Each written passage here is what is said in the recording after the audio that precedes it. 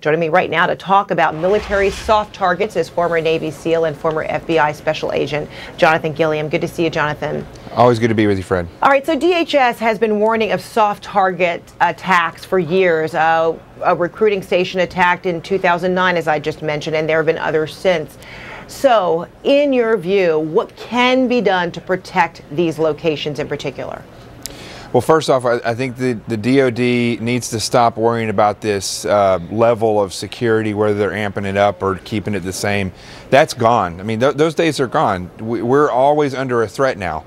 So these soft targets have to be rethought out. I know, and I can guarantee you that the way the DOD chooses to put these different recruit depots is probably by a private company telling them, you know, a marketing company saying you should put it here, or you should do this, you should have these types of pictures up there.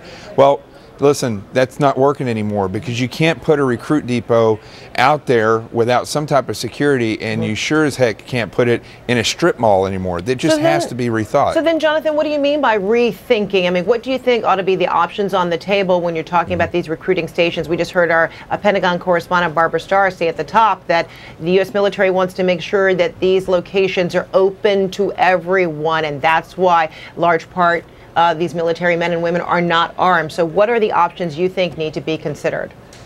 Well, first off, it could be open to everyone, and the guys could be armed. The men and women in there could be armed. That doesn't make any sense why they would say that. I mean, but the reality is, they need to do one of two things. You either take these recruit centers and you put them in federal buildings where somebody has to go to a hardened target and go through some type of a screening like you get in an airport when you go through a federal building in order to get in there. That's not any less inviting. They can still do the recruiting and get them in there. Or the building needs to be separate on its own, away from other civilians that can be targeted.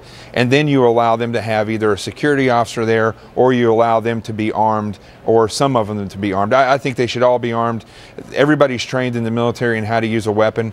And if you have a standoff building, allow them to be armed, because this is the truth, Fred. You know, even the armory where his final attack was, those are typical soft targets as well, and they're normally right in a community, right out in the open. They store a lot of the vehicles there, and that's where people muster for their weekend drills before they go out somewhere else. Those are huge soft targets. You saw it. It was a chain link fence that stopped that car. That's it.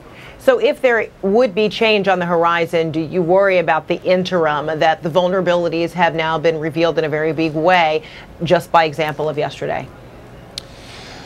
Absolutely. I mean, I think that they've already figured a lot of these things out. I don't think that they're surprised by the effectiveness of this attack. They do these things overseas all the time. So now they're effective attacks here. What the DOD needs to come to terms with right now, and I mean right this instant, is, do you allow them to be armed in their facilities? Do you provide a security officer? Or do you come up with exact policies on how the heck they're going to get out of there? What it sounded like to me was duck and cover, and that's not a plan. And the DOD, I'm proud to be a veteran. I believe in what the military teaches, standard operating procedures. The DOD should be ashamed of themselves for putting people in this type of under this type of a threat and not having a plan to protect them. All right, Jonathan It's just Gilliam. as bad as the VA. It's just as bad as what the VA's done, in my eyes. All right, Jonathan Gilliam, we'll leave it right there. Thank you so much.